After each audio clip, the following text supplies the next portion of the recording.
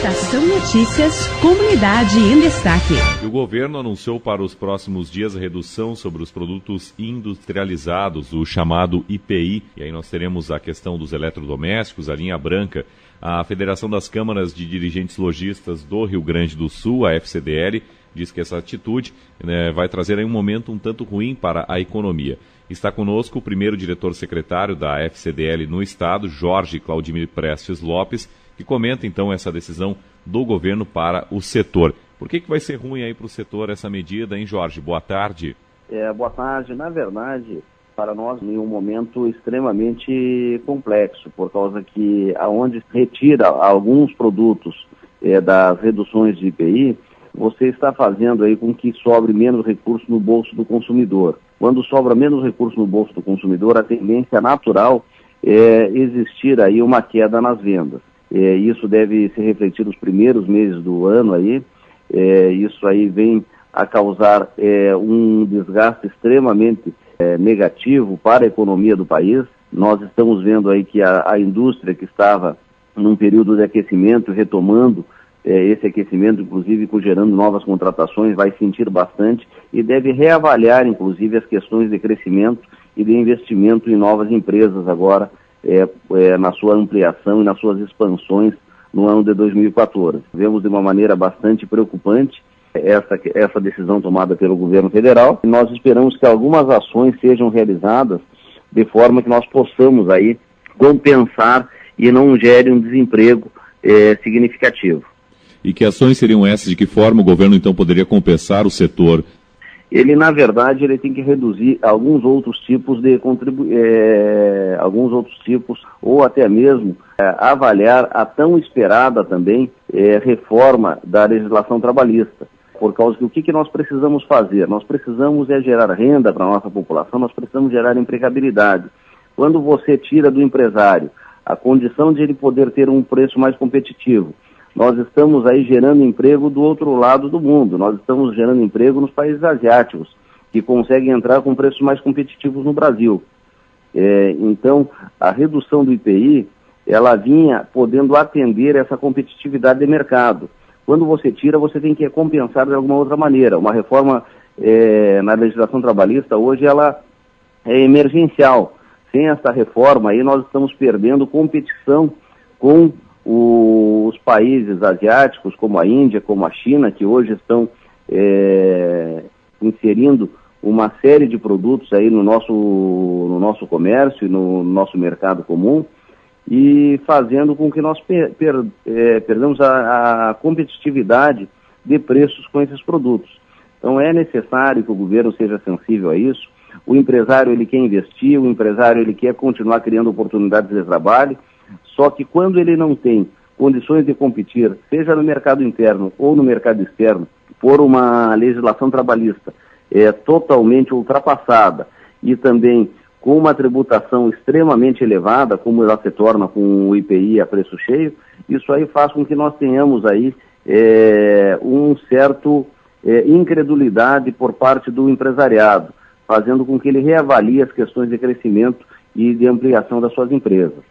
Esse aumento do IPI, a volta dos patamares anteriores, nós teremos então uma redução aí sim nas vendas, no comércio, consequentemente isso afeta a indústria que não vai ter mais tanta produção, não é?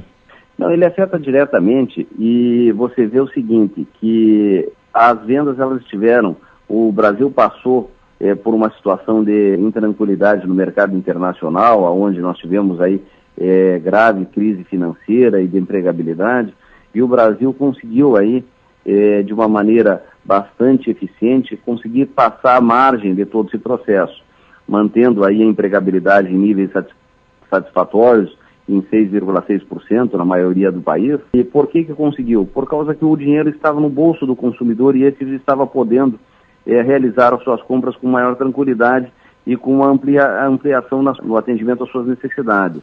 Quando você tira e centraliza no cofre público, esse dinheiro não circula.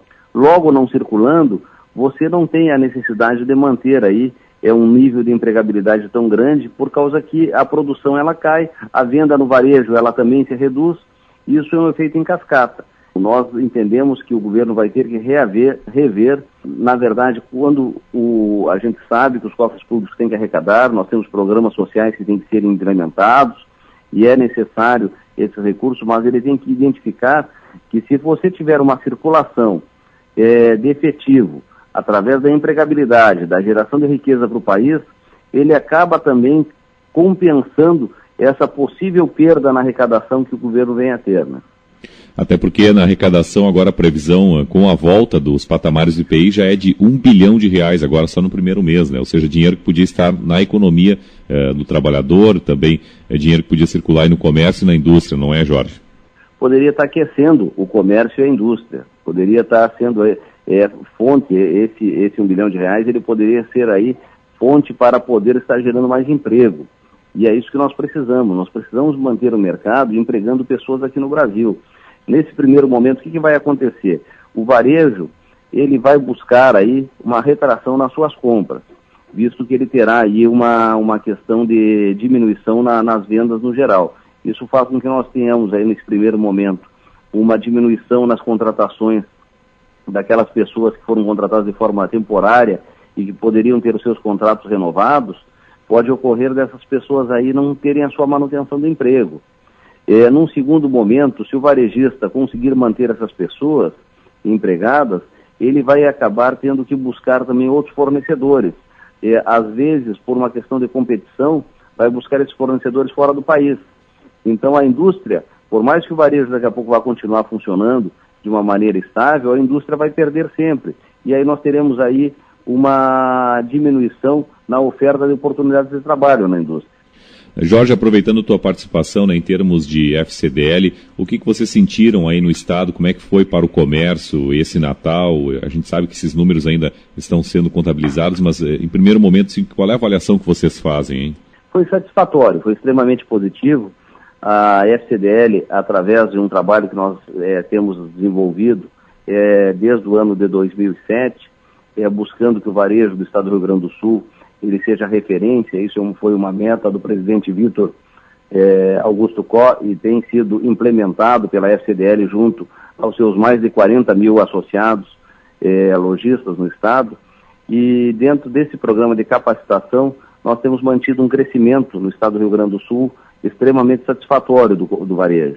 Então nós devemos estar registrando aí um crescimento na ordem de 4% de forma real sobre a inflação ainda nesse ano de 2013. Os números estão ainda sendo fechados, nós devemos ter aí os números mais compactados e equalizados a partir de segunda-feira, mas o mês de dezembro ele foi satisfatório. A gente esperava um pouco melhor, a gente sempre espera um pouco mais, né?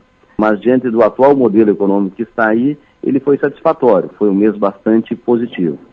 Aí está a participação, então, do primeiro diretor-secretário da Federação das Câmaras de Dirigentes Lojistas do Rio Grande do Sul, Jorge Claudimir Prestes Lopes, comentando conosco esse aumento do IPI que nós teremos a partir do dia 31 e também como é que foi aí um primeiro momento, né, uma primeira avaliação deste mês de dezembro, onde nós temos o Natal. Jorge, obrigado pelas informações, um abraço, boas vendas.